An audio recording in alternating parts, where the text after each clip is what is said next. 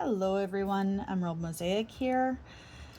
I got 3 more stones to do and then I'll be done. On the others, I have already put my initials on the bottom and all but one of them will be available to be sold, but or given away. I don't know yet what I'm going to do exactly. So I'm going to be working on these while I talk. I need to get these done. Normally I am not making a YouTube video at this time, or doing anything paint related at this time, but, I'm not feeling well today, and, it's ironic. I spent the whole weekend did not open my door even at all this weekend. I was tired and I didn't go anywhere and didn't really have anything I needed to do. So, I just stayed home and rested. And this morning I woke up and felt like I had a stomach bug. So I don't know what that's about. I managed to avoid vomiting, thankfully. But my stomach is still not feeling great. And go figure, my support staff is also not feeling the greatest today, although he has different reasons for that. So it just kind of worked out. And so we're both taking a day to rest.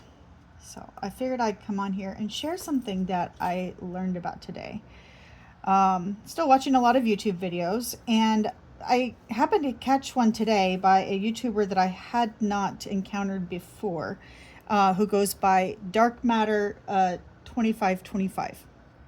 And the video that I watched today was called Why I Stopped Being Anti-Woke. Now, I'll link his video in the description. So if you want to go check it out, you can. But I wanted to specifically talk about the type of people he talks about in his video. Now, he described the 4 characteristics that I used to create the acronym that I did, HOLE. Now, he didn't have them in that order. I switched the order up because I like acronyms. I think that it makes it a whole lot easier to remember when you have an acronym to go by. So these are whole people, okay? So what are whole people? So I decided to make it easier, and here is a list so that you can see, for those of you who are like me and do better with reading than hearing. Whole people are hypercritical, obsessive, lacking in self-awareness, and easily offended. So let me dig into each of these while I work on this little stone here. So hypercritical. I've known a lot of hypercritical people who don't necessarily fit this profile. It is only one of the criteria for this type of person. But these are people who look for things to criticize. Like they really have trouble enjoying things because they are so tuned into what they can criticize and spending a lot of time criticizing, and they have a lot less energy left for just enjoying things. There's a lot of different forms that can take, but this is especially true on social media. And that's really what this guy was talking about, is on social media platforms. Social media has made it so much easier for people to criticize each other. And it's really a rabbit hole. It's kind of hard to get out of. And I have to admit, there were times when I used social media platforms to criticize people, and I'm really not proud of that. My intention was good. Calling out not individuals, but just people in general, for having certain attitudes that went against everything that they said that they believed in. And so, there's an element of calling people out that is important. But when people get so focused on doing that is their entire platform, that's when it becomes a problem. So, then the next part is obsessive. So this kind of ties into the first.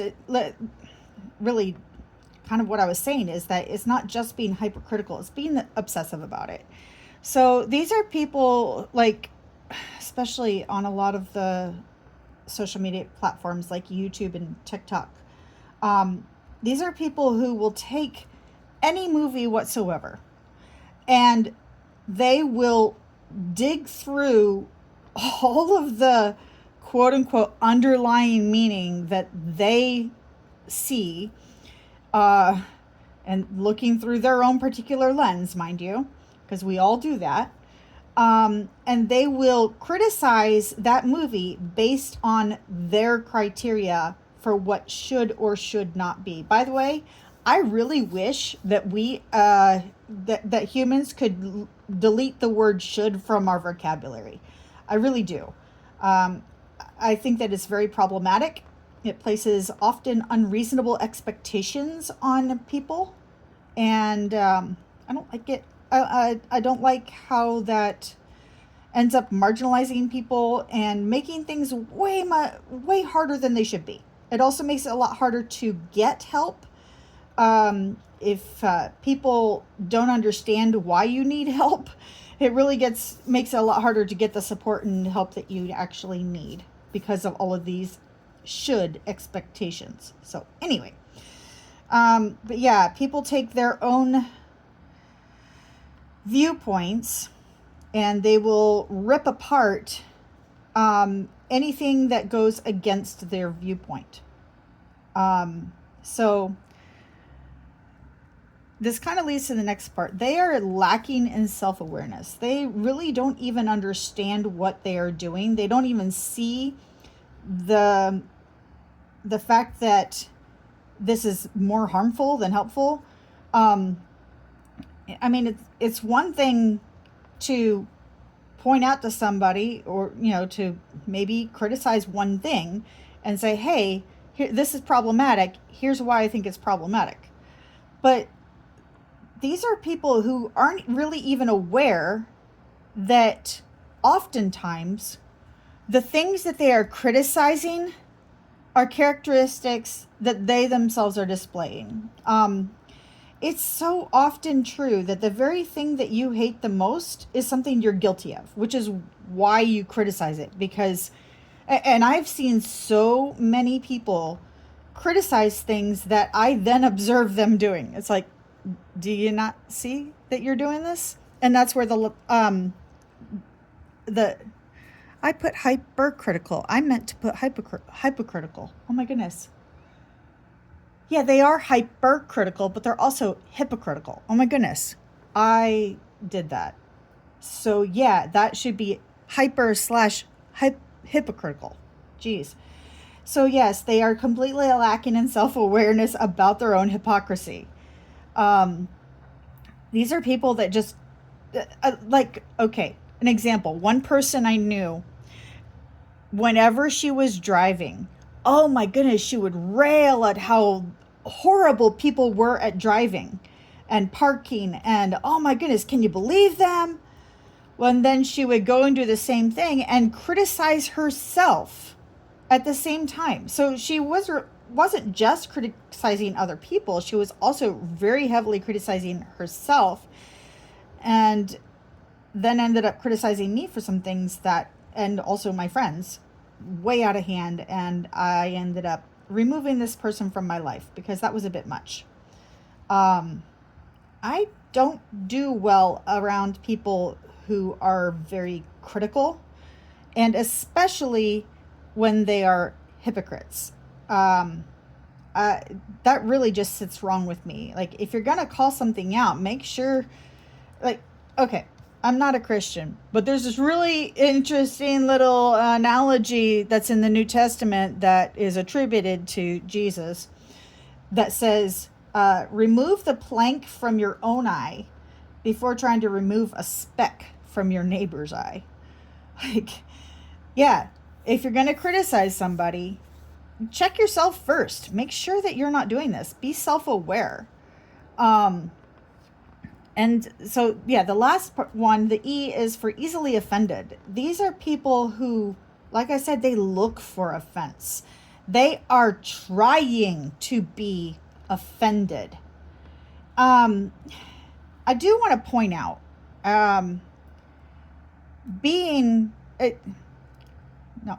having your trauma triggered, if you have PTSD, having your trauma triggered is not being offended.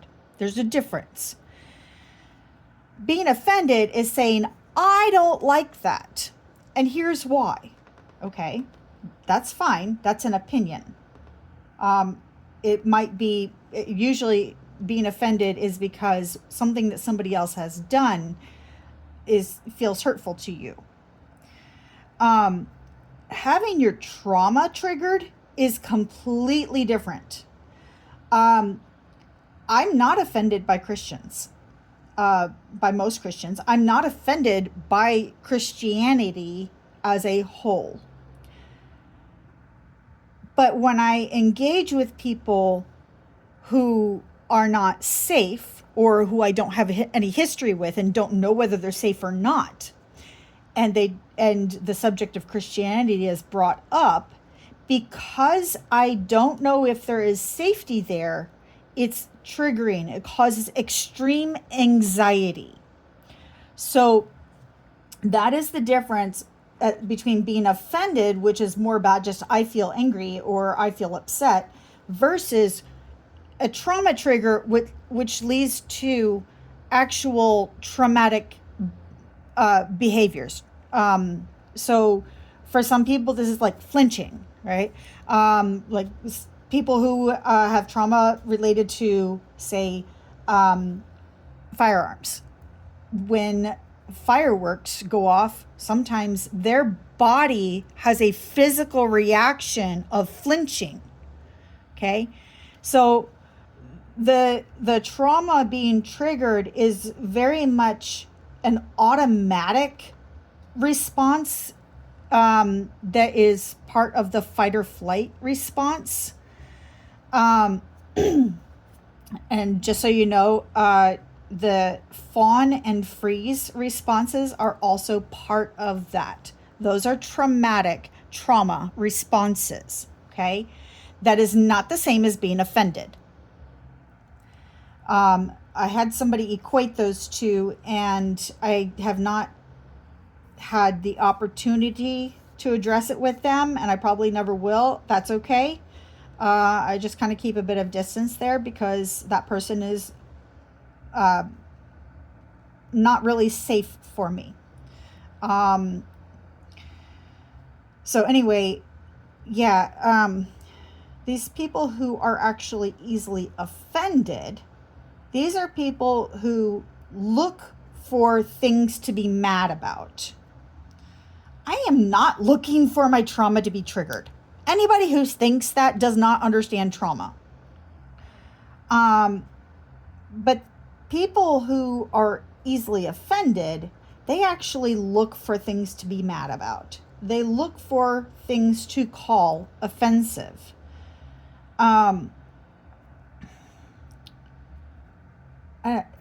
A lot of this, whether you consider yourself woke or anti-woke or none of the above, both sides have displayed the traits of whole people. And that really bothers me because that really shuts down the narrative, the dialogue, I should say.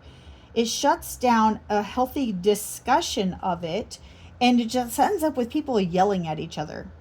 And then nothing gets discussed, and you have a whole bunch of people spewing hatred and not actually addressing issues in a calm, rational manner. Now, I have heard that, unfortunately, one of the best ways to get people on the other side to agree with you is by engaging their emotions. I say unfortunately because it's really impossible to have a rational discussion when emotions get involved. That's like the definition of irrational is emotional. Emotions are notorious liars. They do often give us information that we need.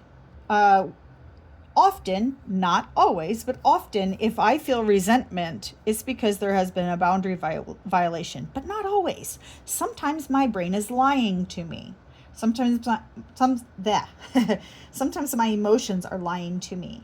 And being able to discern with my rational mind after I calm down somewhat which of my emotions to pay attention to and which ones to ignore is very important. It's one of the things that I've been learning. Get a little distance from your emotions and then think. Once you're thinking clearly, then you can choose which emotions to follow and which emotions to say, thanks for talking to me. That unfortunately is not very helpful. I'm going to listen to this other part of my brain, you know? So, yeah, I've been really sad by all of the hate that I have seen in the news. And to a large extent, I avoid a lot of the news simply because it's impossible to know who's right. And people are just spewing hate at each other and yelling at each other. And there's very little real information. And it's just so hard to know what's true versus what's just an opinion or even pseudoscience. So, yeah, it is not good for my mental health to be involved in a lot of the public discourse simply because of the vitriol. And that's very sad to me. I used to be able to have healthy discussions, but the minute that a person starts bashing the other side, I'm out. I will not talk about it. That is one of my boundaries. It's like, you can say whatever you want. I'm not going to be around to listen because that is just bad for my mental health. You know, so if you would be willing to take a little bit of time and just self-reflect, have you yourself, and obviously don't tell me, this is just between you and yourself, right?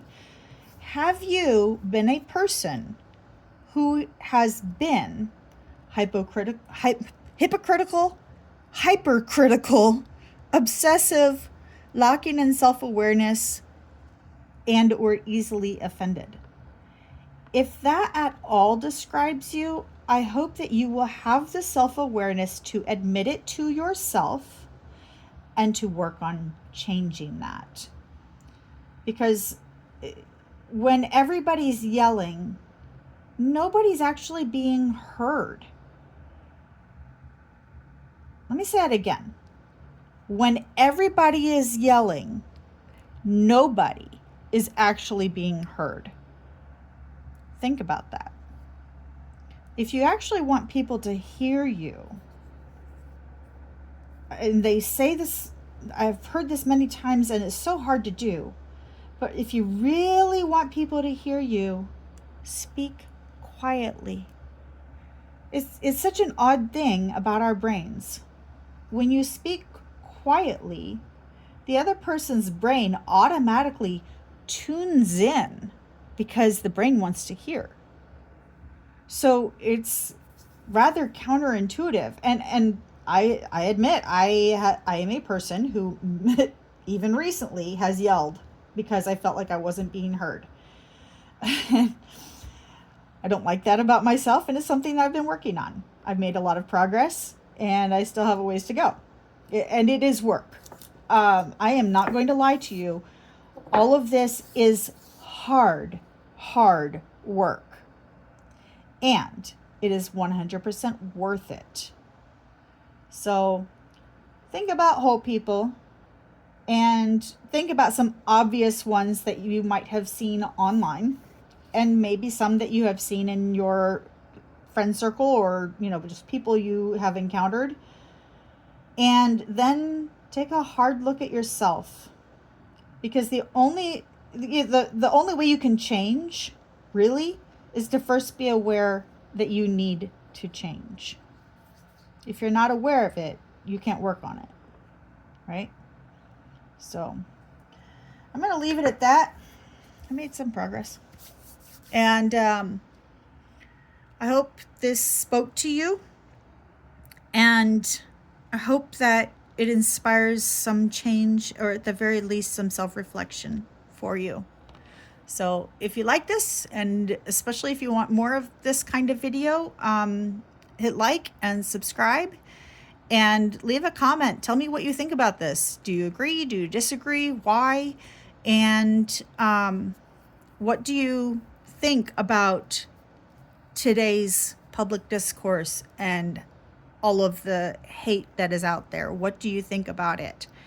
I'd love to hear your thoughts. So hope you have a great day, and I'll catch you next time.